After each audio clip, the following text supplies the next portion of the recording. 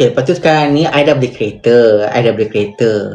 Lepas tu pula kan, lepas I beli kereta, you tahu tak, ramai jantan-jantan cuba nak tackle I pula lawan macam mana.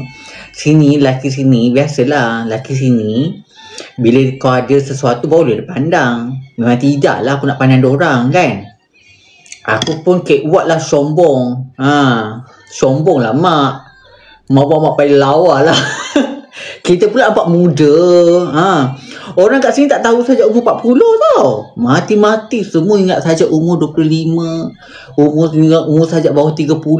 Diorang tak tahu umur aku dah 40. Dia tak tahu. Yang orang saja tu ada seorang tu umur berapa tau. Umur dia 23. Aku kata aku ni dah paling macam mak kau tau. Mak kau umur berapa? 43. Umur kau 23. Aku dengan mak kau dah macam kakak, adik kakak. Kau nak apa dengan aku? Aku memang nampak muda.